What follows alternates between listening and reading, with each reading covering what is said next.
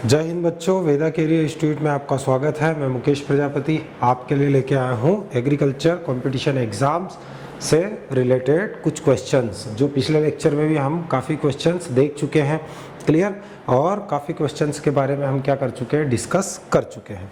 तो यहाँ पर हम जो देख रहे हैं वो एग्रीकल्चर से रिलेटेड जो क्वेश्चंस हैं क्लियर, जो अलग अलग कंपटीशन एग्ज़ाम में, चाहे वो पीएटी है, सीपीएटी है, बीएचयू है क्लियर, आईसीआर के जितने भी एग्ज़ाम्स होते हैं, जितने रिक्रूटमेंट एग्ज़ाम होते हैं जैसे एसएडीओ, आरएईओ क्लियर, इसके अलावा एडीए, तो डिफरेंट टाइप के जो एग्ज़ाम्स होते हैं, साथ ही साथ यूजी पीजी के जो एग्ज़ाम्स होते हैं उसमें सब में ये क्या है, महत्वपूर्ण है। आपकी जानकारी को बढ़ाएंगे, आपको कंपटीशन के लिए प्रिपेयर होने के लिए क्या है, एक आत्मविश्वास देंगे क्लियर।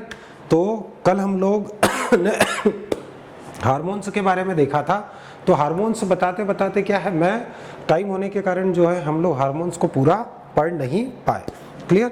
तो आप सभी का स्वागत है। जय हिंद बच्चों। चलो करते हैं शुरू क्लास। सबसे पहले हमारे जुड़े राम पाटीदार जी, अनूप मिश्रा जी क्लियर, बढ़िया है भैया। आप कैसे हो? आनंद में रहना। क्यों? क्योंकि मैं जैसे ही बोलता हूँ कि स्वस्थ रहो, व्यस्त रहो, आनंद में रहो, तो बिल्कुल आनंद में ही होना चाहिए क्लियर। तो इस क्वेश्चन का आंसर तो चलो आप लोगों ने बता ही दिया था, मुझे बताने की जरूरत ही नहीं है। साइटोकाइनिन का कार्य क्या है तो वो आप लोगों ने बता दिया था। अब हम लोग जो है यहाँ जो डिस्कस कर रहे थे, हमारा ऑक्सीन हार्मोन हो गया था, जिब्रेलिन हो गया था। दूसरा जो नेक्स्ट हार्मोन हम डिस्कस करने वाले थे वो आपका हार्मोन था साइटोकाइनिन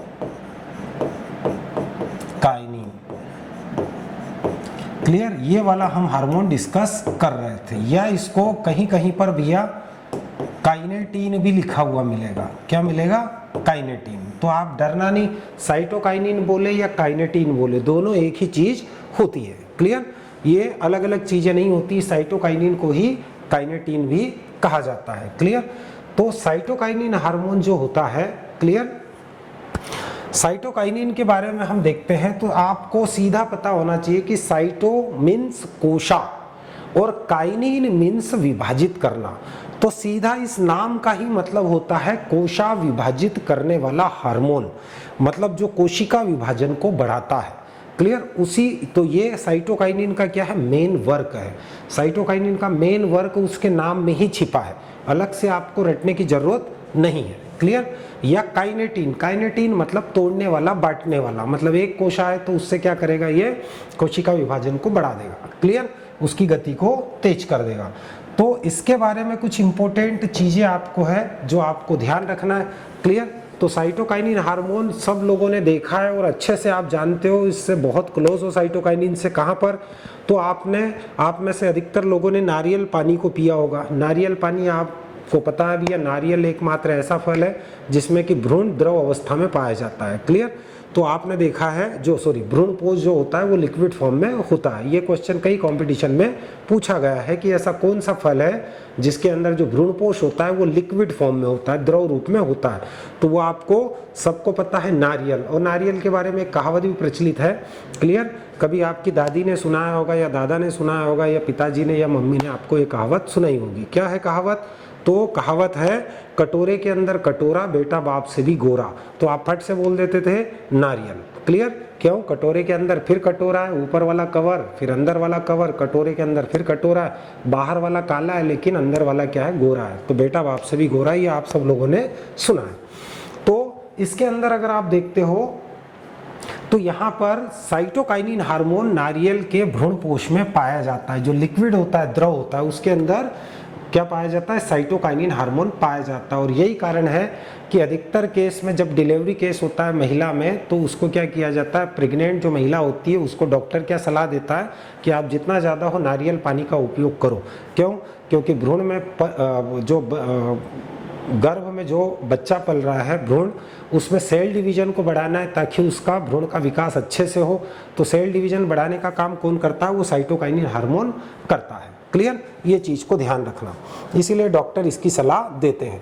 तो साइटोकाइनिन के बारे में ध्यान रखना कि भैया इसको सबसे पहले जो अलग किया गया था वो मक्का के आरएनए से, मक्का के आरएनए से सबसे पहले क्या किया गया था, ये साइटोकाइनिन हार्मोन को अलग किया गया था। तो कई बार क्वेश्चन पूछा आता है कि मक्का के आरएनए से कौन सा हार्मोन सबसे पहले अलग किया गया था, तो मक्का के आरएनए के अंदर जो खोजा गया हार्मोन था वो था साइटोकाइनिन हार्मोन, जिसको काइनेटिन के नाम से भी जाना जाता है। और ये खोजा था किसने, तो ये खोजा था मिलर ने। क्लियर, ये चीज ध्यान रखना, मिलर नामक जो वैज्ञानिक थे इन्होंने साइटोकाइनिन को सबसे पहले मक्का के जो बीज हैं उसके आरएनए से सबसे पहले अलग किया था। क्लियर, और इसका मुख्य कार्य क्या होता है, तो साइटोकाइनिन का मुख्य कार्य होता है कोशिका विभाजन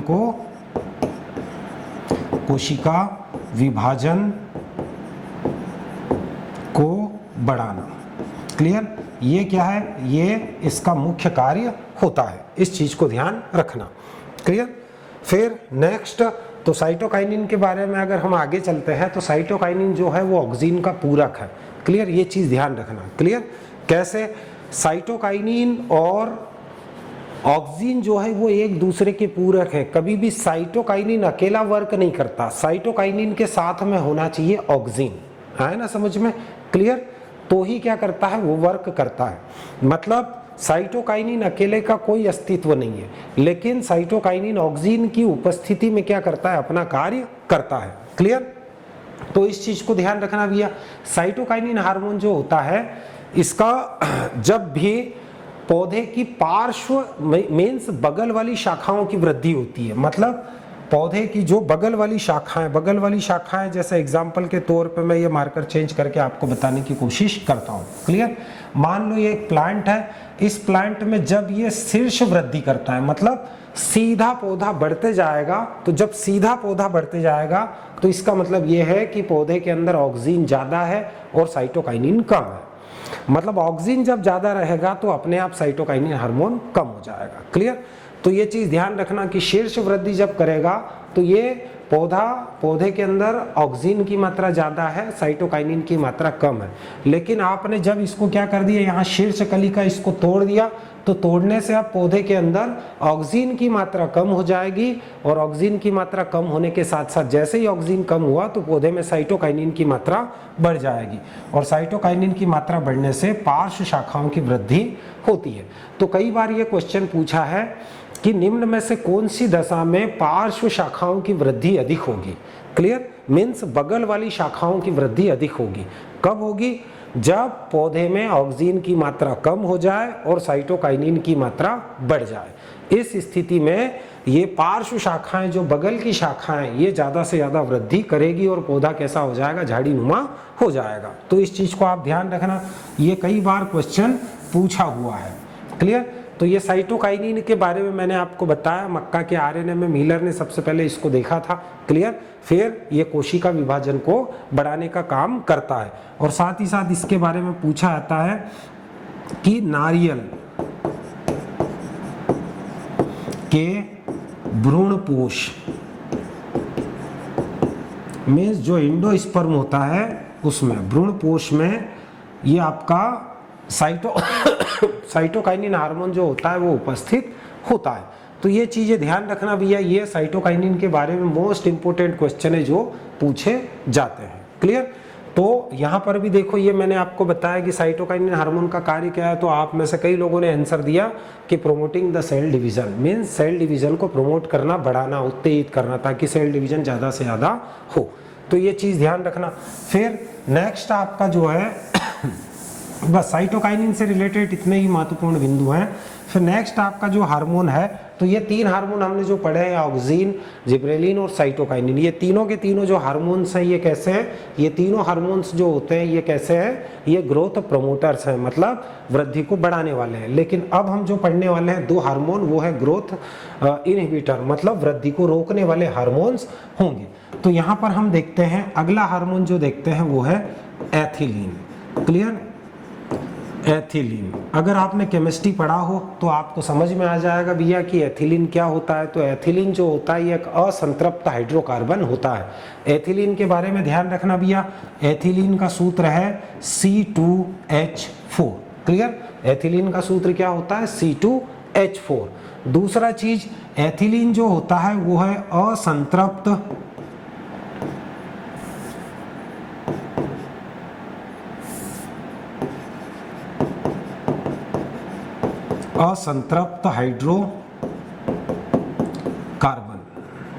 क्लियर, मीन्स अनसैचुरेटेड हाइड्रोकार्बन्स होता है। ये एल्कीन श्रेणी का पहला सदस्य माना जाता है।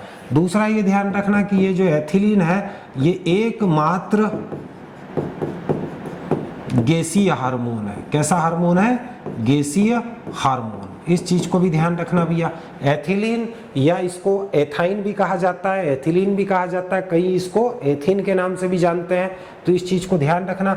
एथिलीन जो होता है एकमात्र गैसीय हार्मोन है। इसका सूत्र है C2H4 और इसमें द्विबंध कार्बन परमाणुओं के बीच डबल बॉन्ड पाया जाता है, इसीलिए ये कैसा है? असंतृप्त हाइड्रोकार्बन होता है।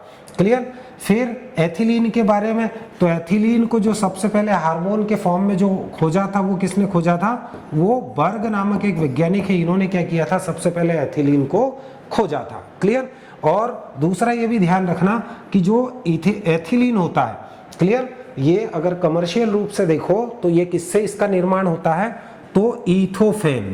क्लियर, इथोफेन, इथोफेन की टिकिया मिलती है। क्लियर, इथोफेन की टिकिया मिलती है। इसको कहाँ रखते हैं? जहाँ फलों को पकाने के लिए क्या करते हैं? हम रखते हैं ऐसे स्टोर रूम में इथोफेन की टिकिया रख दी जाती है। ये वायुमंडल की जो जल वाष्प होती है, पानी होता है, उससे क्रिया करके क्या बनाती है? एथिलीन गैस बनाती है और इससे फल पकते हैं। क्लियर, तो इस चीज को ध्यान रखना। तो ये कुछ एथिलीन के बारे में जानकारी थी, मैंने आपको दी। अब एथिलीन के बारे में कुछ हार्मोन से रिलेटेड जो जानकारी है, तो पहला तो यही ध्यान रखना, एकमात्र गैसीय हार्मोन, इस चीज को ध्यान रखना। ये एकमात्र क्या है? गैसीय हार्मोन होता है, एकमात्र गैसीय हार्मोन होता है। और इसका मुख्य कार्य क्या है? तो इसका मुख्य कार्य है फलों को पकाना। क्लियर, क्या है? फलों को पकाना, ये इसका मुख्य कार्य होता है भैया। एथिलीन क्या होता है? जब फल पकने वाले होते हैं उस समय फलों के अंदर क्या होता है? एथिलीन का निर्माण होता है और एथिलीन से ही फल क्या होते हैं? पकते हैं। क्लियर। तो प्राकृतिक रूप से तो एथिलीन से पकाते हैं, लेकिन कृत्रिम रूप से इसको पकाने के लिए क्या करते हैं? कैल्शियम कार्बाइड का उपयोग किया जाता है, CaC2।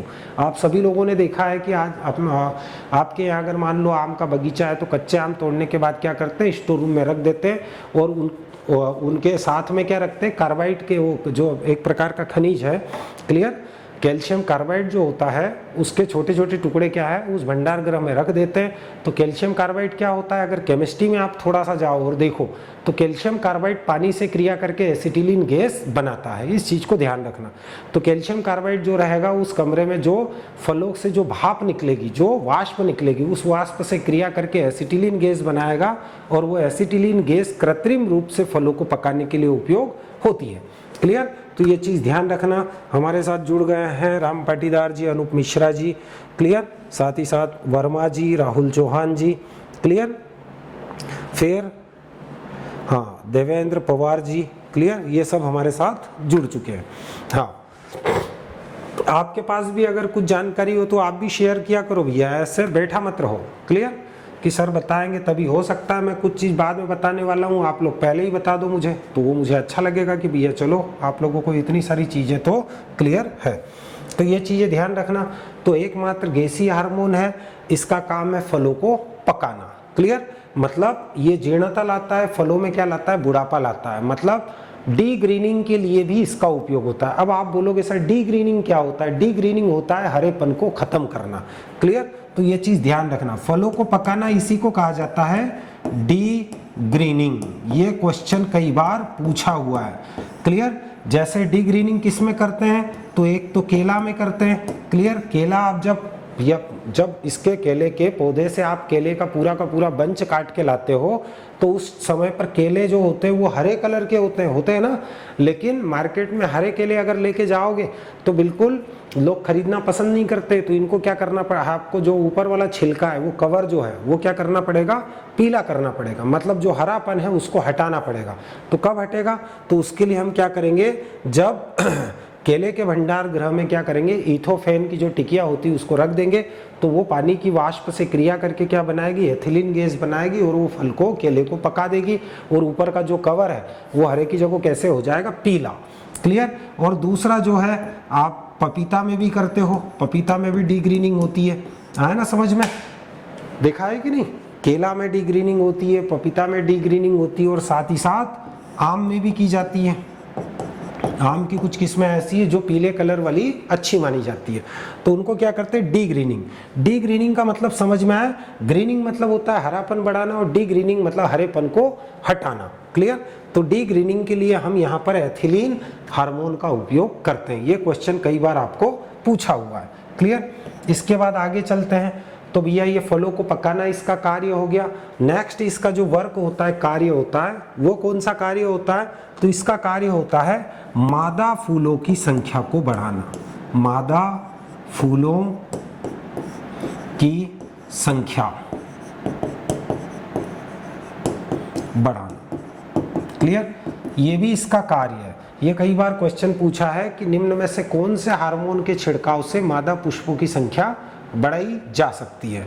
तो एथिलीन हार्मोन ऐसा है जो वृद्धिरोधक हार्मोन है, और एथिलीन हार्मोन के छिड़काव से हम मादा पुष्पों की संख्या को क्या कर सकते हैं, बढ़ा सकते हैं। इस चीज को ध्यान रखना। तो ये एथिलीन हार्मोन से रिलेटेड कुछ इंपॉर्टेंट पॉइंट्स थे जो मैंने आपको बताया, जिसमें से डी ग्रीनिंग तो बिल्कुल घोट लेना। जितने भी कंपटीशन एग्जाम की प्रिपरेशन कर रहे हैं सबके लिए बेस्ट है। ये डी ग्रीनिंग जो होता है ये सबसे ज़्यादा बार पूछा हुआ आपको क्वेश्चन है एथिलीन में से। क्लियर? तो इस चीज़ को ध्यान रखना। साथ ही साथ एथिलीन का जो अग्रक होता है इथोफेन होता है। क्लियर? इस चीज़ को भी ध्यान रखना आप। तो ये सब क्या है? अच्छा, आप लोगों को फलों के बारे में तो पता होगा कि कुछ फल क्लाइमेट्रिक होते हैं, कुछ नॉन क्लाइमेट्रिक होते हैं। तो क्लाइमेट्रिक फल क्या होते हैं? ऐसे फल जिनको तोड़कर बाद में पकाते हैं, मतलब जिनको परिपक्व अवस्था में आने से पहले ही क्या करते हैं, तोड़ लेते हैं। क्लियर? मतलब ये अपना पूर्ण आकार जब ये ले लेते हैं फल, जैसे आम है तो आम को हम क्या, वो पेड़ पे नहीं पकने देते, उसको तोड़ लेते हैं और फिर क्या करते हैं, स्टोर रूम में क्या करते हैं, उसको रख के जो भंडार गृह में कम तापमान पर रखकर इसको फिर पकाया जाता है। क्लियर? केला है, केला भी क्या है, ये भी क्लाइमेट्रिक फ्रूट है। मतलब ऐसे फल जिनकी पकने के समय, जब ये पकते हैं तो पकने के समय पे क्या होती है, जब ये परिपक्व अवस्था में होते हैं, पकने की अवस्था में आते हैं, तब क्या होती है, इनका जो रेस्पायरेशन रेट होता है, श्वसन दर होता है, वो बढ़ जाता है। और श्वसन दर बढ़ने के कारण क्या होता है, ये बहुत तेजी से पकते हैं।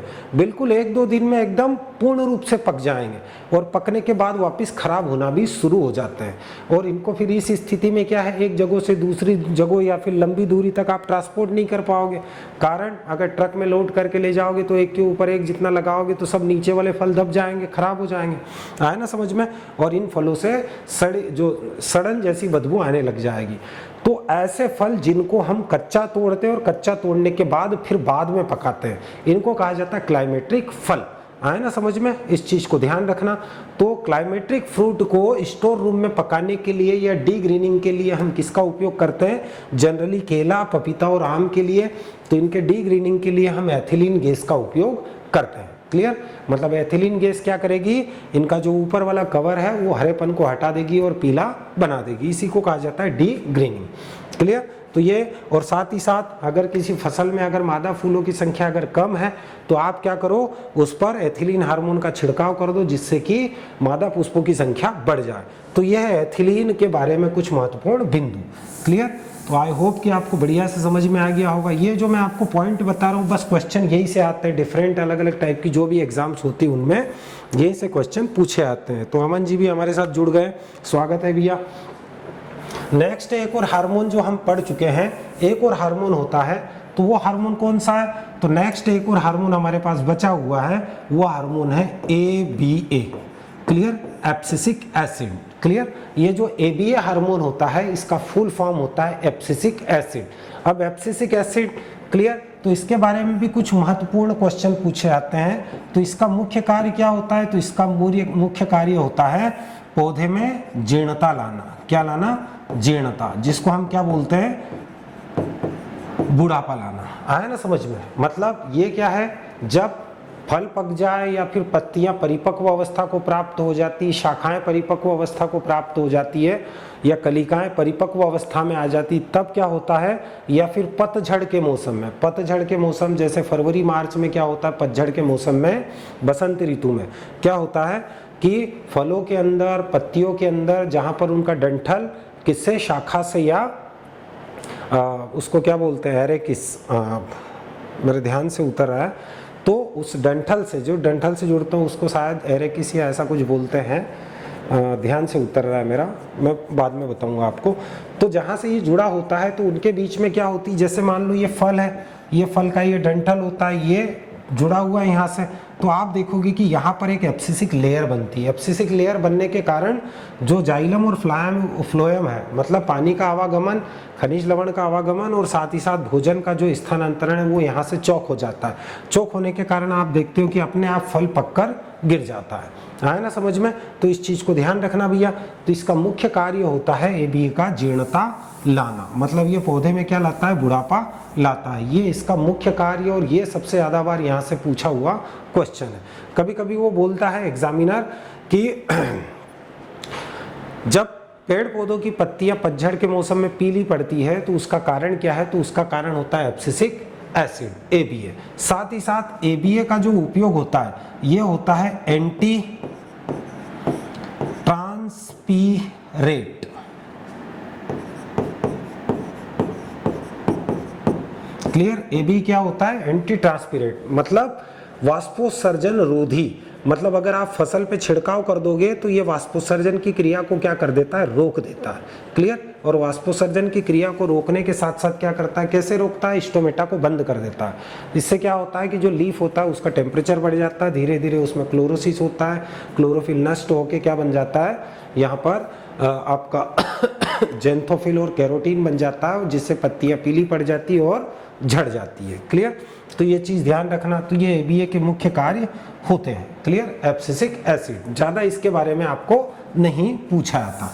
तो ये मुख्य रूप से 5 हार्मोन्स आपने पढ़े हैं। इसके अलावा भी एक हार्मोन का नाम ध्यान रखना भी है, फ्लोरिजन का। तो फ्लोरिजन हार्मोन ध्यान रखना। फ्लोरिजन हार्मोन, इसका संबंध होता है पुष्पन से, और ये पुष्पन से रिलेटेड हार्मोन है। इसको किसने खोजा था, इसको चेलाकियान ने खोजा था। और साथ ही साथ ये क्वेश्चन पूछा जाता है कि जो फ्लोरिजन हार्मोन है, ये फ्लोरिजन हार्मोन कहाँ बनता है, तो फ्लोरिजन हार्मोन बनता है पत्ती में। कहाँ बनता है, पत्ती में।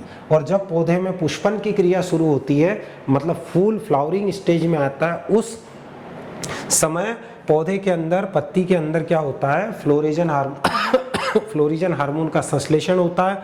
और फ्लोरिजन हार्मोन से ही पौधे में फूल निकलना शुरू होते हैं। तो ये सब चीजें ध्यान रखना भैया। मैंने काफी कुछ आपको जो है यहाँ पर बताया है। एक कृत्रिम संश्लेषित ऑक्सीन हार्मोन के बारे में भी पूछा जाता है, MH।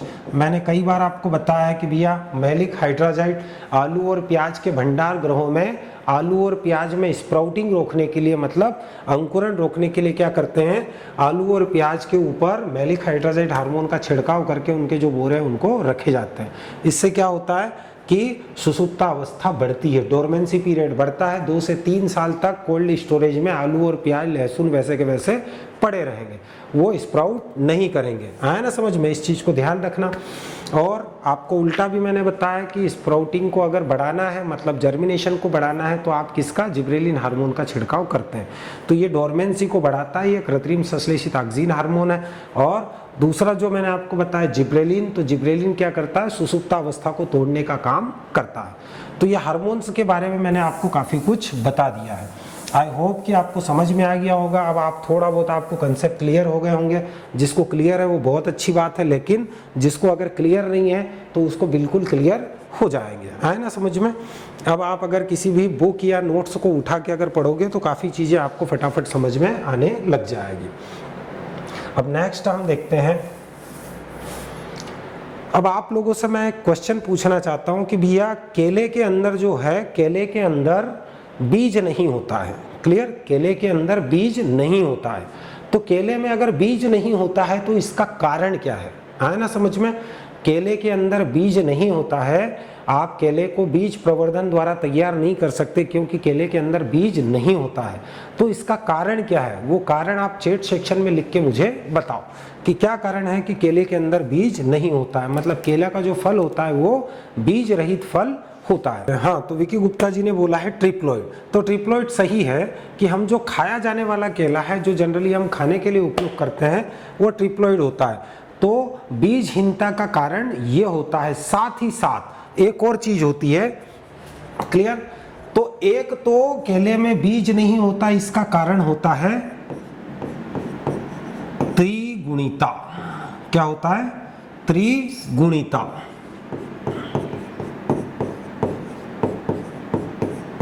क्लियर, ये क्वेश्चन कई बार पूछा है। मतलब किसी भी फल, चाहे वो तरबूज हो, बीज रहित तरबूज या बीज रहित केला, मतलब जो सीडलेस फ्रूट्स होते हैं वो उनमें बीज रहित होने का मुख्य कारण क्या है, तो वो है त्रिगुणिता, या फिर हम क्या बोल सकते हैं, ट्रिप्लॉइड। ट्रिप्लॉइड, क्लियर, ट्रिप्लॉइड होते हैं, मतलब इनमें क्रोमोसोम नंबर जो होते हैं वो 2n की जगह क्या होते हैं, 3n, और 3n होने के कारण ही इनमें बीज नहीं होता है। एक और दूसरा कारण है केले में बीजहीनता का, मतलब जो पार्थेनोकार्पी बीज रहित फल प्राप्त होते हैं तो इसमें पाई जाती है वानस्पतिक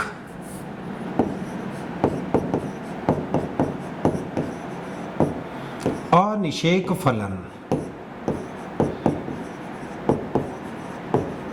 ये भी ध्यान रखना भैया, केले में क्या पाया जाता है, वानस्पतिक अनिषेक फलन।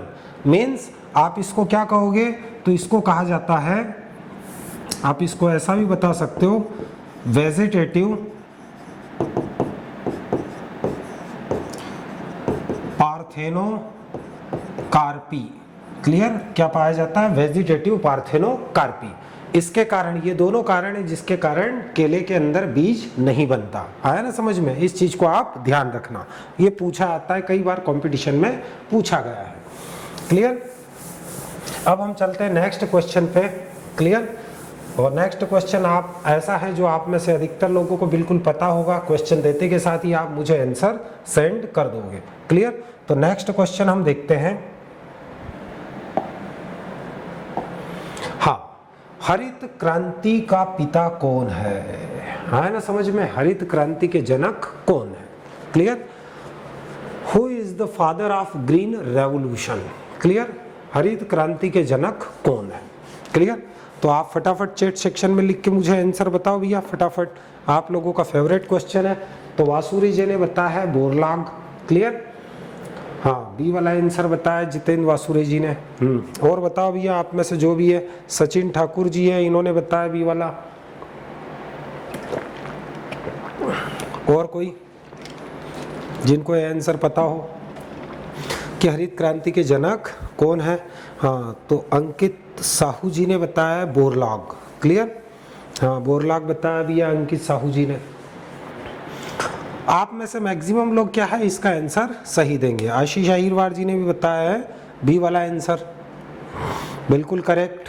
जिनने भी बी वाला आंसर दिया है वो बिल्कुल करेक्ट है। क्लियर, तो बी वाला आंसर जो होता है वो करेक्ट है। क्लियर, क्यों, क्योंकि ये आपको बिल्कुल देखते के साथ ही यहाँ पर क्वेश्चन मिल जाएगा। क्लियर, हरित क्रांति का पिता या फादर ऑफ ग्रीन रेवोल्यूशन। तो ग्रीन रेवोल्यूशन को ध्यान रखना भैया, हरित क्रांति। अब हम लोग हरित क्रांति के बारे में भी समझेंगे, पहले हम इसका क्वेश्चन का आंसर निकाल देते हैं। तो यहाँ जो क्वेश्चन का आंसर है, हरित क्रांति का पितामह कौन है। अब यहाँ आपको जो क्वेश्चन में ना तो आपको पूछा है कि भारत में हरित क्रांति का पिता कौन है, क्लियर, और ना ही आपको पूछा विश्व में हरित क्रांति का पिता कौन है। तो यहाँ तो केवल क्वेश्चन आपको सीधा दे गया है कि who is the father of green revolution, हरित क्रांति का पिता या जनक कौन है। तो ऐसी स्थिति में क्या करोगे भैया, आपका सीधा क्वेश्चन का आंसर हो जाएगा कि हरित क्रांति के जो जनक हैं, अगर आपको भारत या विश्व की बात नहीं करे तो सीधा आपका आंसर आता है, वो है doctor Norman E Borlaug. Clear, तो डॉक्टर नॉर्मन ई बोरलॉग जो है उनको हरित क्रांति का जनक कहा जाता है। क्लियर, लेकिन ये विश्व में है, आया ना समझ में, ये क्या है, विश्व में।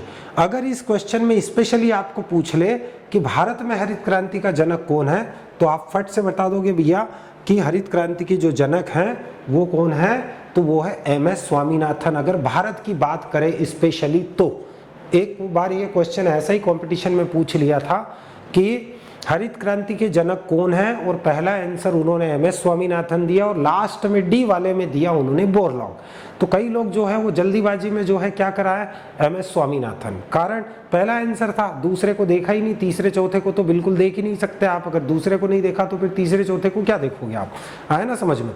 तो कभी कभी क्या है, जल्दीबाजी में जब बहुत सरल क्वेश्चन आता है ना, तो हम लोग जो है ना ऐसे बिल्कुल गुलाटी मारने लग जाते हैं वहीं बंदर जैसे, और क्या करते हैं, बिल्कुल खुश हो जाते हैं, और जो भी आपको लगा सामने आया आंसर लगाया और आगे बढ़े। क्लियर, तो थोड़ा सा जब ऐसे इजी क्वेश्चन आते हैं तो थोड़ा सा कंफ्यूजन होता है। यहाँ अगर मान लो वो किसी आंसर में पहला वाला अगर डाल देता है MS स्वामीनाथन, तो कुछ बच्चों के माइंड में कुछ टाइम के लिए, भले ही कुछ सेकंड के लिए MS स्वामीनाथन आता कि हरित क्रांति का संबंध उससे भी है, और फिर बाद में जब आप क्लियर करते तो आप बोरलाग पे पहुंच जाते। क्लियर। लेकिन अगर यही क्वेश्चन अगर कंपटीशन पेपर में आता, जब आप 3 घंटे के लिए एग्जाम में बैठते हो, तो उस समय आपके पास बिल्कुल सोचने का जो है टाइम नहीं रहता। सरल क्वेश्चन को तो बिल्कुल आप यूं ही मजाक में करने की कोशिश करते हो, और कोशिश करने में क्या करते हो, आप गड़बड़ कर देते हो। तो हरित क्रांति का जनक डॉक्टर नॉर्मन बोरलाग है, लेकिन भारत में अगर हरित क्रांति का जनक अगर बोले तो वो है MS स्वामीनाथन। क्लियर। अब हम लोग यहाँ पर थोड़ा सा आगे चलते हैं। क्लियर। तो यहाँ पर हम देखते हैं, अब हरित क्रांति से रिलेटेड कुछ चीजें हम देखते हैं। क्लियर। तो क्या देखते हैं, देखो भैया 1960 का जो दशक था, कौन सा दशक, 1960 का। अब आपका जो दशक होता है भैया, ये क्या होता है, दशक 10 साल का होता है। तो जैसे ही मैंने बोला 1960, तो 1960 का दशक जैसे ही मैंने आपको बोला, तो आप क्या करोगे, 1960 का दशक मतलब 51 से लगा के 1960 तक के बीच के जो 10 साल है, 51 से 60 तक के जो 10 साल है, वो क्या है, वो विश्व में हरित क्रांति के लिए माने जाते हैं। मतलब 1951 से लगा के 1960 तक के बीच में क्या किया है, विश्व में हरित क्रांति पर बहुत जोर दिया गया है। हरित क्रांति का जो संबंध होता है, तो ये जो हरित क्रांति का रिलेशन होता है, तो ये रिलेशन जो है ग्रीन रेवोल्यूशन का, इसका संबंध होता है अनाज उत्पादन से। क्लियर। किससे है, अनाज उत्पादन, इसका संबंध होता है अनाज उत्पादन या सीरियल्स प्रोडक्शन। अब serial production, vegetable production, oil seed production या पल्स प्रोडक्शन, ऐसे ऑप्शन आए तो आप तो भैया सीरियल प्रोडक्शन लिखोगे। लेकिन इसमें भी अगर वो क्रॉप का नाम दे तो गेहूं और धान। क्लियर। इस चीज को ध्यान रखना। जो हरित क्रांति है उसका संबंध अगर देखा जाए तो पूरे वर्ल्ड लेवल पे गेहूं और धान के प्रोडक्शन को क्या करना, बढ़ाना है। क्यों, क्योंकि 1960 के दशक में वैज्ञानिकों को धीरे धीरे सिर पे टेंशन आने लगी कि भैया जनसंख्या बहुत स्पीड से बढ़ रही है, और हमारी जो प्रोडक्शन करने वाली जो वेराइटीज़ है, क्रॉप्स है, उनका प्रोडक्शन इस हिसाब से नहीं बढ़ रहा है। तो फिर वैज्ञानिकों ने इस पे रिसर्च चालू किया, और रिसर्च चालू किया तो उसका परिणाम क्या निकला कि जो पहले लॉन्ग वेराइटी होती थी, मीन्स गेहूं और धान की जो लंबी वेराइटी होती थी, उनको वैज्ञानिकों ने सोचा कि क्यों ना इनमें जो पौधा जब बड़ा होता है, हाइट ज़्यादा लेता है, तो इसकी पूरी एनर्जी इसके स्टेम में खर्च हो जाती, तने में खर्च हो जाती है। और जो दाना बनाने में जो एनर्जी होनी चाहिए वो तने में खर्च हो गई, तो दाना कम बन रहा है, बाली छोटी बन रही है, जिससे प्रोडक्शन कम हो रहा है। तो क्यों ना हम क्या करें कि जो इसका भूसा है या फिर इसका जो वानस्पतिक पार्ट है, इसको हम कम करें, मतलब इसकी हाइट कम करें।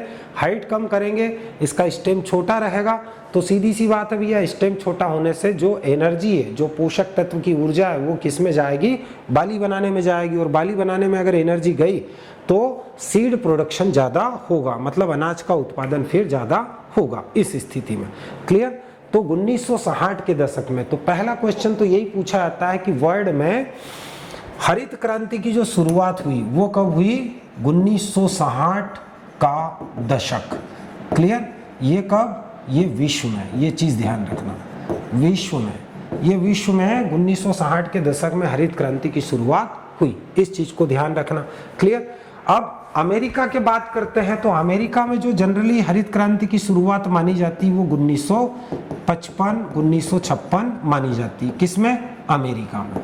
ये चीज ध्यान रखना, मीन्स यूएसए अमेरिका में 1955-56 में क्या मानी जाती है, हरित क्रांति की शुरुआत मानी जाती है। अमेरिका ने क्या है, इस टाइम पे 1955-56 में ही जो ड्वार्फ वैरायटी है गेहूं और धान की, इस पर काम शुरू कर दिया था। क्लियर। और कुछ ड्वार्फ वैरायटी इन्होंने विकसित कर ली, आया ना समझ में। उसके बाद धीरे धीरे ये जो ड्वार्फ वैरायटी अमेरिका ने क्या है, इधर उधर फैलाना शुरू की, पूरे विश्व में फैलाना शुरू की। क्लियर। ये जो ड्वार्फ वैरायटी बनाई थी, इसका श्रेय किसको जाता है, तो जो गेहूं और धान की जो ड्वार्फ वैरायटी बनाई थी वो बोरलाग ने बनाई थी। ये साइंटिस्ट थे, इन्होंने जो मैक्सिको है वहाँ पर क्या किया है, वहाँ रिसर्च किया और गेहूं की ड्वार्फ, धान की ड्वार्फ वैरायटी को खोजा। उसके बाद इन्होंने पूरे विश्व में क्या है, इन ड्वार्फ वैरायटियों को फैलाया, फैलाने के बाद अलग अलग देशों ने क्या किया, अपने क्लाइमेट के हिसाब से अपने यहाँ की जो लॉन्ग वैरायटी थी उनके साथ इनका क्रॉस कराया या उनमें म्यूटेशन करवाया और अपने क्लाइमेट के हिसाब से अपने अपने कंट्री के हिसाब से क्या है उनमें बदलाव करके इन्होंने अपने अपने हिसाब से अपने कंट्री के हिसाब से वो वैरायटी को मॉडिफाई कर लिया। इसके बाद सन 1965-66, क्लियर, सन 1965-66 में doctor MS Swaminathan, clear, doctor MS Swaminathan, ये सब लोग जानते हैं।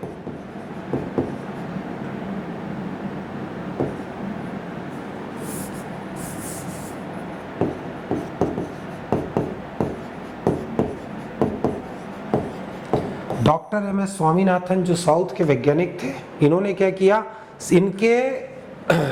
इनके अंडर में क्या किया कि मैक्सिको से, अमेरिका से क्या है, गेहूं की कुछ ड्वार्फ वैरायटी भारत लाई गई। क्लियर, वो कौन सी थी, तो वो वैरायटी के नाम ध्यान रखना भैया, जो अमेरिका USA से या मैक्सिको से भारत लाई गई थी, उनका नाम था लर्मा रोजो और सोनारा 64। कौन सी वैरायटी लाए, लर्मा रोजो और सोनारा 64। ये ड्वार्फ वैरायटी क्या है, अमेरिका से हम क्या किए, हम इंपोर्ट करके लाए और इंपोर्ट करके लाने के बाद हमने क्या किया, इनको सबसे पहले, सभी को पता है भैया, गोविंद वल्लभ पंत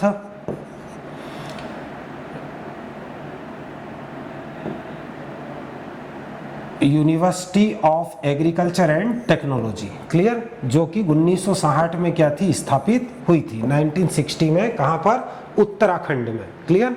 अभी जो वर्तमान, पहले उत्तर प्रदेश लेकिन बाद में पंतनगर उत्तराखंड में अभी वर्तमान में स्थित है। तो सबसे पहले भारत का कृषि विश्वविद्यालय यही था। तो इन वैरायटी को यहाँ लाए, कहाँ पर, Govind Vallabh Pant university of agriculture and technology, clear, कहाँ पर, पंतनगर। और पंतनगर में लाने के बाद क्या किया, इन वैरायटी का जो क्रॉस है वो देसी वैरायटी जो है, जो लॉन्ग वैरायटी थी उनके साथ क्रॉस कराकर देखा और कुछ नई किस्में विकसित की। उसमें से एक मुख्य किस्म थी जिसका नाम था सोनालिका, क्लियर। ये सोनालिका वैरायटी, ये भारत में इसके द्वारा हरित क्रांति में सबसे महत्वपूर्ण योगदान माना जाता है। ये ड्वार्फ वैरायटी भारत में विकसित की गई, कहाँ पर, पंतनगर, जो Govind Vallabh Pant university of agriculture and technology है पंतनगर में, वहां पर ये वैरायटी विकसित की गई। किनसे, ये जो अमेरिका से लर्मा रोजो और सोनारा 64 जो वैरायटी लाए हैं उनसे इसका विकास किया गया। और विकास करने के बाद सबसे पहले इन वैरायटी को ले जाकर कहां पर उगाया गया, तो सबसे पहले इनको ले जाकर पंजाब व हरियाणा, क्लियर, ये दो राज्य ऐसे हैं जहां पर इन वैरायटी को ले जाकर क्या किया गया, वहां पर ग्रो किया गया, इनको लगाया गया। इसके परिणाम अच्छे मिले, उत्पादन काफी बढ़ गया, क्लियर। और इस प्रकार सन 1965-66 से भारत में, क्लियर, भारत में हरित क्रांति की शुरुआत मानी जाती है, क्लियर। तो ये है हरित क्रांति का थोड़ा सा इतिहास। तो इनमें से जनरली जो क्वेश्चन बनाए जाते हैं, क्वेश्चन पूछे भी जाते हैं, क्लियर, कि हरित क्रांति का संबंध अनाज उत्पादन या फिर आप बोल सकते हैं गेहूं और धान उत्पादन से। फिर 1960 विश्व में हरित क्रांति की शुरुआत जो हुई थी वो 1960 के दशक में हुई थी, क्लियर। दशक 10 साल का होता है, नहीं तो आप 1960 मत बोल देना, 1960 के पहले हो चुकी, 51 से लगा के 60 साल तक का जो 1960 तक का वो 10 साल का जो पीरियड था उसमें हरित क्रांति पर काम हुआ है वर्ल्ड लेवल पे, क्लियर, विश्व में। और अमेरिका में जो शुरू हुई है ये हरित क्रांति, वो फुल फ्लैश कब शुरू हुई है, 1955-66 में यहाँ पर शुरू हुई थी, क्लियर। यहाँ पर बिल्कुल ड्वार्फ वैरायटी जो गेहूं और धान की थी वो विकसित कर ली थी, उसके बाद विश्व में इधर उधर फैला दी। सन 1965-66 में डॉक्टर MS स्वामीनाथन की अध्यक्षता में क्या किया गया, भारत में अमेरिका से जो दो ड्वार्फ वैरायटी है लर्मा रोजो और सोनारा 64, ये दोनों वैरायटी, क्लियर, अमेरिका से भारत लाई गई। और Govind Vallabh Pant university of agriculture and technology जो पंतनगर में स्थित है वर्तमान उत्तराखंड में, पहले कहाँ था, उत्तर प्रदेश में, इस यूनिवर्सिटी की स्थापना हुई थी 1960 में। तो यहाँ पर क्या किया गया, सबसे पहले इन वैरायटी को लाया और इनके क्रॉस से कौन सी वैरायटी बनाई गई है, तो जो सोनालिका करके एक वैरायटी बनाई गई है, ये इसके रिजल्ट अच्छे थे। इस वैरायटी को पंजाब और हरियाणा में क्या किया, 1960 पंजाब और हरियाणा में क्या किया, इस वैरायटी को लगाना शुरू किया। पंजाब हरियाणा में तो एक क्वेश्चन ये भी आता है कि भारत में हरित क्रांति की शुरुआत कहाँ से मानी जाती है, तो पंजाब और हरियाणा दो ऐसे राज्य हैं जहाँ से हरित क्रांति की शुरुआत मानी जाती है। अब भारत में अगर बात करो तो भारत में हरित क्रांति का मुख्य रूप से संबंध किससे है, तो वो है गेहूं से। ये चीज ध्यान रखना, भारत में हरित क्रांति का संबंध गेहूं से है। मुख्यतः किससे है, तो मुख्यतः गेहूं से है। ये चीज ध्यान रखना, भारत में हरित क्रांति का मुख्य रूप से जो संबंध है वो किससे होता है, वो गेहूं से होता है। क्लियर, इस चीज को ध्यान रखना। तो ये पूरा का पूरा जो है ये हरित क्रांति का क्या है, ये हरित क्रांति के बारे में आपको पूरा डिटेल में यहाँ पर मिल जाएगा। क्लियर। हाँ, रितेश गुप्ता शुभ रात्रि, गुड नाइट। क्यों सोने जा रहे हो आप, हो गया टाइम। हाँ, अब नेक्स्ट हम देखते हैं, अब चूंकि हरित क्रांति की बात हुई है, यहाँ एक और शब्द आप ध्यान रखना भी है। हरित क्रांति जो है, हरित क्रांति शब्द किसने दिया, तो हरित क्रांति शब्द 1968 में 1968 में ये किसने दिया था, तो जो विलियम गॉड है।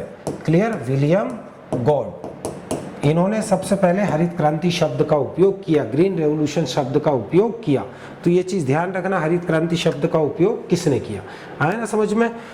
तो आगे चलते हैं हम, ये आपका क्वेश्चन काफी हद तक इसमें आपको चीजें क्लियर हो गई। साथ ही साथ एक बात भी ध्यान रखना भी, अगर श्वेत क्रांति का है, किसका, श्वेत क्रांति, तो श्वेत क्रांति के बारे में भी ध्यान रखना। श्वेत क्रांति का संबंध किससे है, तो श्वेत क्रांति का संबंध डेयरी विकास से है, आए ना समझ में।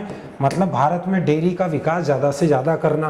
क्लियर, डेयरी विकास के साथ साथ अगर आपको बोले तो दूध उत्पादन, किससे, दूध उत्पादन। क्लियर, दूध उत्पादन बोले, इसको श्वेत क्रांति बोले, सफेद क्रांति बोले, दोनों एक ही है, आया ना समझ में। श्वेत क्रांति सफेद क्रांति दोनों एक ही होता है। इसका संबंध होता है डेयरी विकास से और दूध उत्पादन से, इसका रिलेशन होता है श्वेत क्रांति का। श्वेत क्रांति के अगर जनक बोले तो जनक आपको फट से समझ में आना चाहिए। श्वेत क्रांति की जनक कौन है, तो वो है डॉक्टर वर्गीस कुरियन। ये चीज भी ध्यान रखना भैया, डॉक्टर वर्गीस कुरियन जो है वो श्वेत क्रांति के क्या है, वो जनक है। और श्वेत क्रांति विश्व में नहीं चली है, श्वेत क्रांति केवल भारत में चलाई गई परियोजना है। क्लियर, जो कि वर्ल्ड की लार्जेस्ट परियोजना है ना समझ में। विश्व में दूध से रिलेटेड ऐसी कोई सा भी ऐसा प्रोजेक्ट नहीं है जो इतना बड़ा या इतने लार्ज स्केल पे चलाया गया हो। क्लियर, और श्वेत क्रांति की जो शुरुआत है वो भी ध्यान रखना। श्वेत क्रांति की शुरुआत, तो श्वेत क्रांति की शुरुआत 1970, आया ना समझ में। 1970 से श्वेत क्रांति की शुरुआत मानी जाती है। क्लियर, और 1970 में आप सभी को पता होना चाहिए आईडीसी की स्थापना हुई थी। Clear, Indian dairy corporation.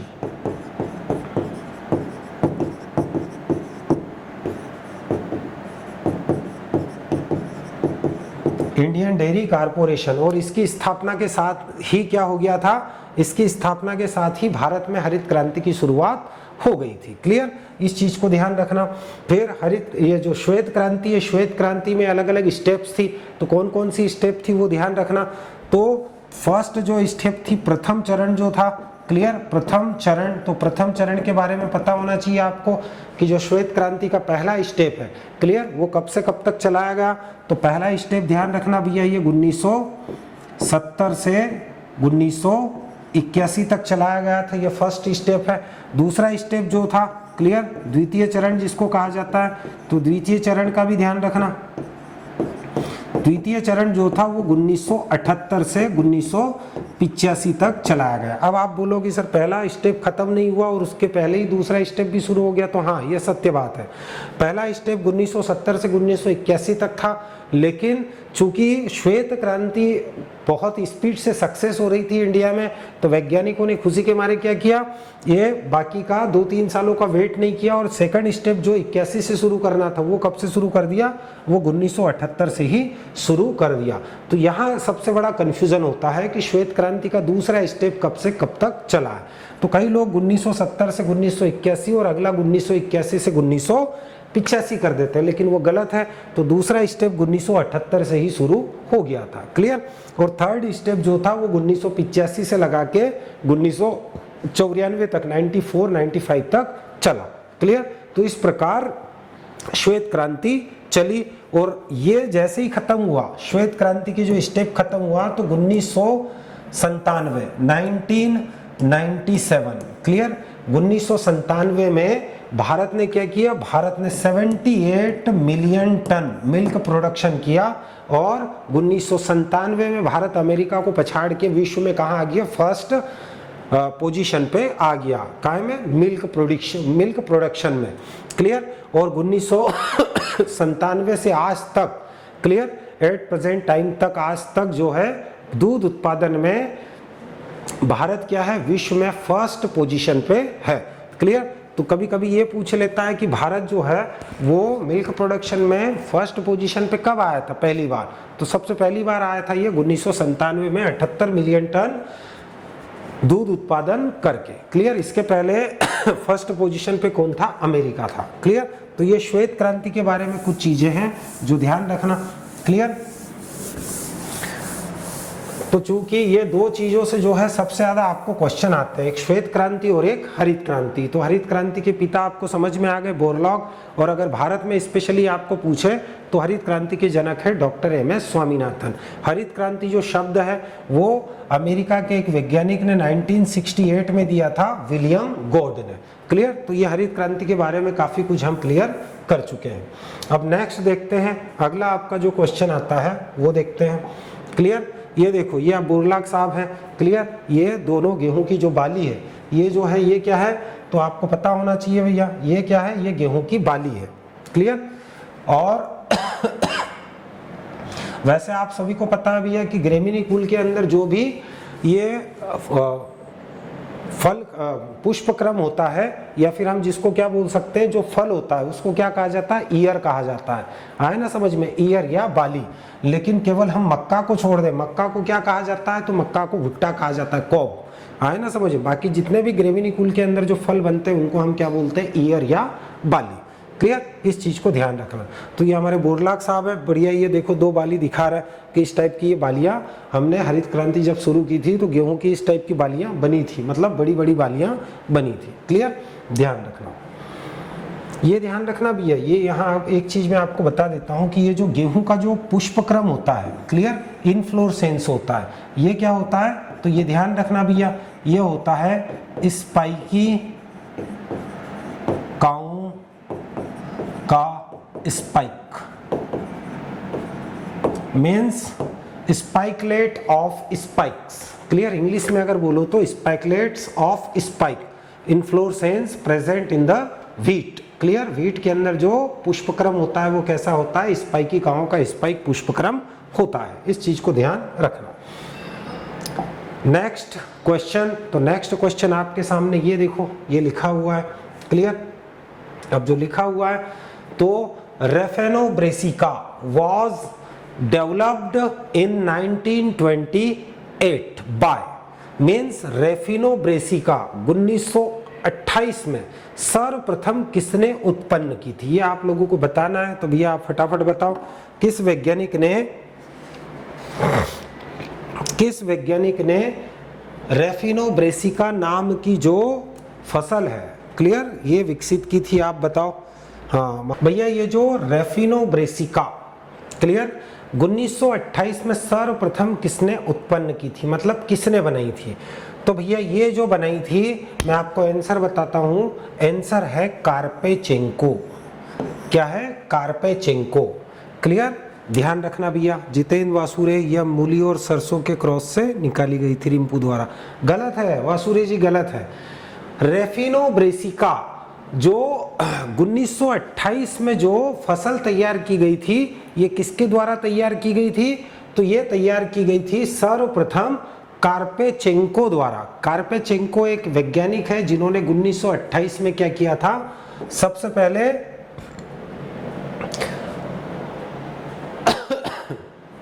मूली और गोभी, क्लियर, इन दोनों के क्रॉस से क्या बनाई थी, सबसे पहली जो फसल बनाई थी उसका नाम है रेफिनो ब्रेसिका। क्लियर? तो इस चीज को ध्यान रखना भैया। रितेश गुप्ता जी गलत बता रहे हो, रिम्पू गलत है। क्लियर? निर्मल कुमार जी रिम्पू गलत है। रेफिनो ब्रेसिका की बात कर रहा हूं भैया मैं। किसकी बात कर रहा हूं? रेफिनो ब्रेसिका की। मैं ट्रिटिकेल की बात नहीं कर रहा हूं। आप लोगों के माइंड में जो है ना वो ट्रिटिकेल है, ट्रिटिकेल की बात नहीं कर रहा हूं। किसकी बात कर रहा हूं मैं? रेफिनो ब्रेसिका की। आप जो बार बार रिम्पू बोल रहे हो ना, तो रिम्पू ने मानव निर्मित पहली फसल बनाई, मैं मना नहीं बोल रहा हूं, लेकिन रिम्पू ने 1888 में, क्लियर, गेहूं और राई, क्लियर, इन दोनों के क्रॉस से ट्रिटिकेल बनाया। क्लियर? क्या बनाया? ट्रिटिकेल। ये मानव निर्मित पहली फसल है। आया ना समझ में? ये मानव निर्मित पहली फसल है, लेकिन उसके बाद में ये 1888 में इन्होंने कर दिया। उसके बाद आप देखो कुछ सालों के बाद में ये 1928 में फिर कार्पेचेंको ने क्या किया? मूली और गोभी के क्रॉस से एक नई क्रॉप और बनाई जिसका नाम था रेफिनो ब्रेसिका। आया ना समझ में? इस चीज को ध्यान रखना। आप जो बार बार रिम्पू बोल रहे हो वो गलत है, रिम्पू ने बनाई थी। इसीलिए तो ये क्वेश्चन है। क्यों? क्योंकि हम लोग जो है ना हमेशा एक ही चीज को रटते हैं। हमने ट्रिटिकेल को पढ़ा है, ट्रिटिकेल का ये भी पढ़ा है कि ट्रिटिकेल जो मानव निर्मित पहली फसल है, मनुष्य ने अपने कृत्रिम रूप से पहली बार नई फसल बना दी जो प्रकृति में नहीं थी। प्रकृति में ऐसी फसल नहीं थी जिसमें कि गेहूं और राई दोनों के गुण हो, मतलब ऐसी फसल पहले नहीं थी। गेहूं अलग था, राई अलग था, दोनों को क्रॉस कराया और क्या बना दी? एक नई क्रॉप बना दी। दो वंश, दो अलग अलग वंश हैं, मीन्स दोनों अलग अलग जीनस है, तो इंटर जेनेरिक एक नई जो वैरायटी है वो डेवलप कर दी जिसको ट्रिटिकेल कहा जाता है। आया ना समझ में? तो ये चीज़ तो ठीक है, लेकिन उसके बाद में और भी वैज्ञानिक हुए जिन्होंने अलग अलग क्रॉप बनाई। क्लियर? तो यहाँ ध्यान रखना कि जो रेफिनो ब्रेसिका है ये मानव निर्मित दूसरी फसल है। और ये किसने बनाई थी? तो ये कार्पेचेंको ने बनाई थी। और किसके क्रॉस से बनाई थी? तो ये मूली गुणा गोभी के क्रॉस से बनाई थी। आया ना समझ में? इस चीज को ध्यान रखना।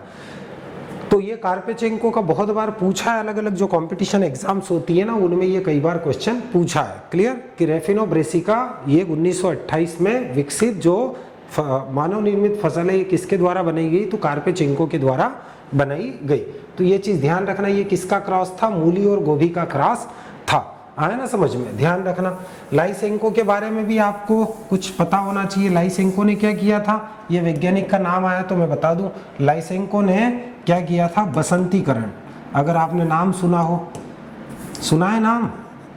बसंतीकरण, जिसको वर्नेलाइजेशन कहा जाता है या फिर क्या कहा जाता है? शीत उपचार। मतलब ये एक ऐसी क्रिया है जिससे द्विवर्षीय फसलों को एक वर्षीय फसल में बदला जाता है। मतलब बीज को निम्न तापमान पर क्या करते हैं? उपचारित करने के बाद अगर हम बोएंगे 5 डिग्री सी टेम्परेचर से कम तापमान पर अगर बीज को उपचारित करके अगर हम बोते हैं खेत में, तो उनमें दूसरे साल जो फूल आना चाहिए वो पहले ही साल आने लग जाते हैं। क्यों? क्योंकि पहले ही साल उसमें वर्नेलाइजेशन की क्रिया से वर्नेलिन हार्मोन बनता है। और वर्नेलिन हार्मोन किस हार्मोन को बनाने के लिए उत्प्रेरित करता है? तो फ्लोरिजन हार्मोन को जल्दी बनाने के लिए उत्प्रेरित करता है।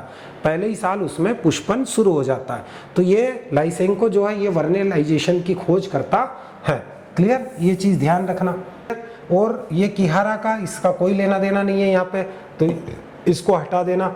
इन्होंने इंटर स्पीसीज जो एक फसल बनाई है, दो अलग अलग जो स्पीसीज है उनके बीच में क्या कराया? क्रॉस। मतलब जो आपका मूली है उसका वंश अलग है और गोभी का वंश अलग है। उसका वंश क्या है? ब्रेसिका। क्लियर? तो गोभी का वंश ब्रेसिका है, ब्रेसिका ओलेरिसिया ब्रेसिका आता है जीनस इसका। और जो मूली है उसका है रेफिनस सटाइवा, तो यहाँ से लिया रेफिनस और गोभी से लिया ब्रेसिका। तो रेफिनो ब्रेसिका करके एक जो फसल है वो बनी है।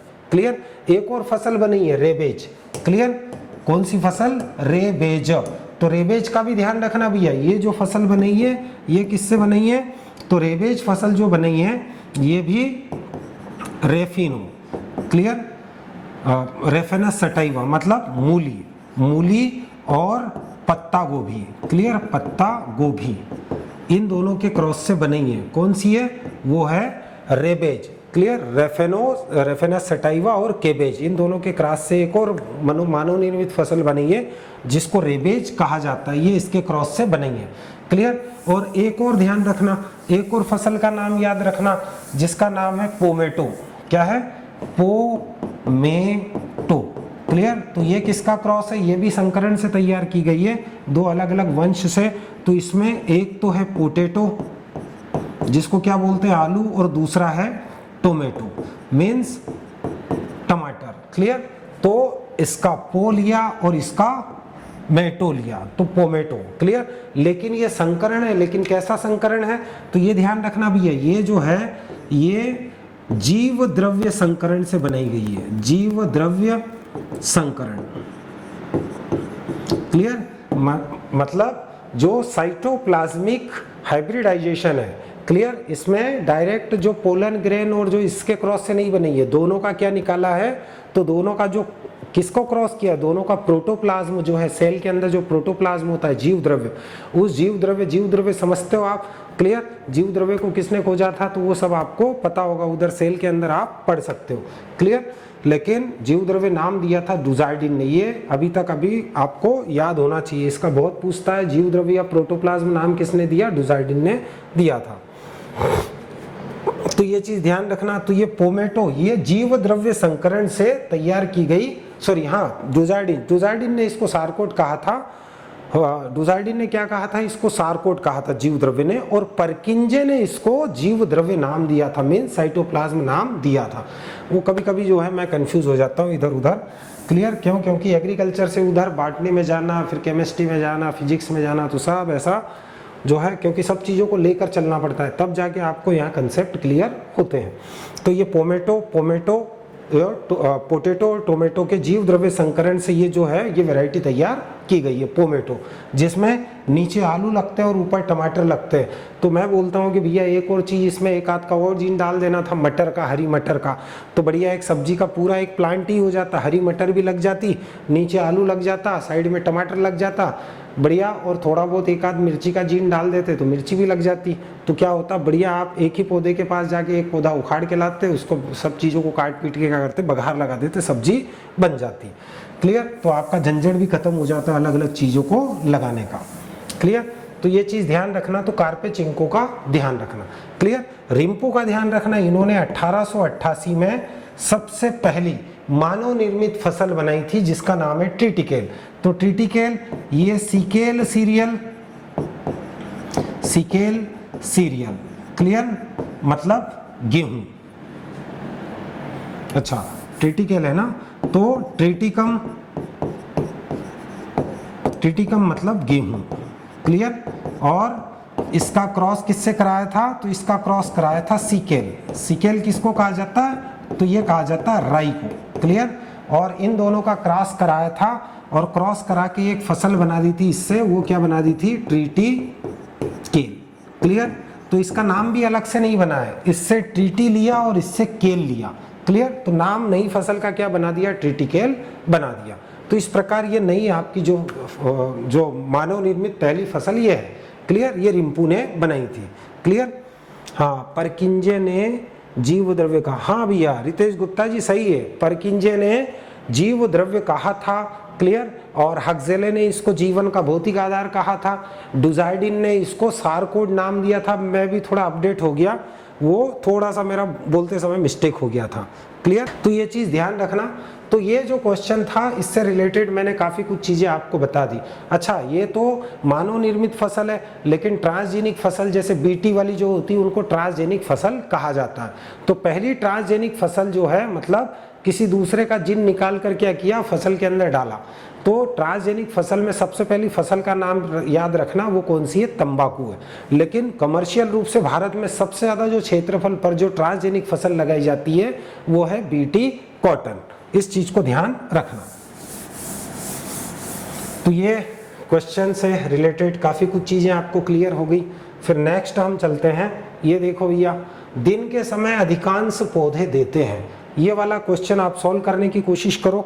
देखो इस क्वेश्चन में क्या क्या आंसर है, पढ़ो और इसको सॉल्व करने की कोशिश करो और ऑप्शन बताओ। दिन के समय अधिकांश पौधे देते हैं। क्लियर।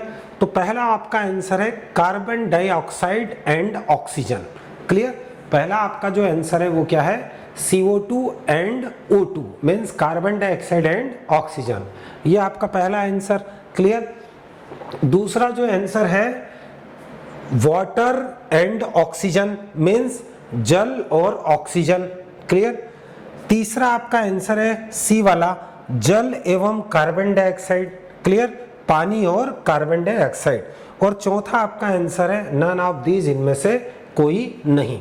क्लियर, तो आप फटाफट बताते जाओ भैया। महादेव वर्मा जी ने ए बोला है, अंकित साहू जी ने भी ये बोला है, साक्ष्य जी क्लियर इन्होंने बी बोला है, हाँ, और विकी गुप्ता जी ने डी बोला है।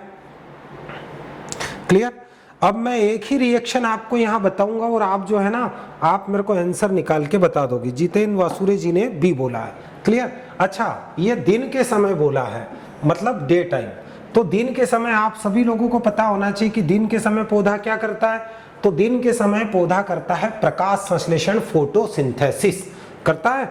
तो फोटोसिंथेसिस अगर करता है तो फटाफट आपको समझ में आ जाना चाहिए। तो मैं यहाँ प्रकाश संश्लेषण फोटोसिंथेसिस की रिएक्शन लिखता हूँ। दिन के समय प्रकाश संश्लेषण की क्रिया होती है, तो अगर दिन के समय प्रकाश संश्लेषण की क्रिया अगर होती है तो क्या उत्पाद होना चाहिए, क्या निकलना चाहिए, आपको फट से समझ में आ जाएगा। तो प्रकाश संश्लेषण का ये रिएक्शन है 6CO2 प्लस 12H2O। क्लियर, और ये सूर्य प्रकाश में होता है, सूर्य का प्रकाश चाहिए भैया, आया ना समझ में। और दूसरा चीज क्या होना चाहिए, तो होना चाहिए क्लोरोफिल। क्लियर, इस क्रिया में ये जो एरो है अब इधर जगह नहीं है तो मैं नीचे लिख देता हूं। तो क्या बन रहा है, तो इस क्रिया में बन रहा है C6H12O6 plus 6H2O plus 6O2। Clear, अब आप बताओ भैया क्या निकलेगा, अब तो बता दो कम से कम। क्लियर, अब आपको बिल्कुल क्लियर हो गया। तो दिन के समय क्या निकलेगा भैया, हाँ रितेश गुप्ता जी ये रिएक्शन मैंने लिख दिया, ये दिन में हो रहा है। क्लियर, दिन के समय क्या हो रहा है, प्रकाश संश्लेषण की क्रिया हो रही है। अब प्रकाश संश्लेषण की क्रिया अगर हो रही है मतलब ये रिएक्शन हो रही तो उत्पाद ये बन रहा है। क्लियर, अब तो बताओ क्या निकलेगा। पहला जो आंसर है वो है CO2 प्लस O2, ये दिख रहा है क्या आपको, निकल रहा है दिन के समय प्रकाश संश्लेषण में, नहीं निकल रहा है। क्लियर, दूसरा देखो वाटर एंड ऑक्सीजन, तो H2O प्लस O2। क्लियर, तो ये देखो H2O निकल रहा है और O2 भी निकल रहा है, तो आपका करेक्ट आंसर हो जाएगा बी। आए ना समझ में, ये वाला आंसर नहीं होगा। क्लियर, फिर दूसरा अगर देखो तो यहाँ देखो ये वाला H2O और CO2, तो H2O प्लस CO2। क्लियर, ये आप देखो निकल रहा है क्या, नहीं निकल रहा है, पानी तो निकल रहा है लेकिन कार्बन डाइऑक्साइड नहीं निकल रहा है। क्लियर, फिर लास्ट आपका है नन ऑफ दीज, इनमें से कोई नहीं।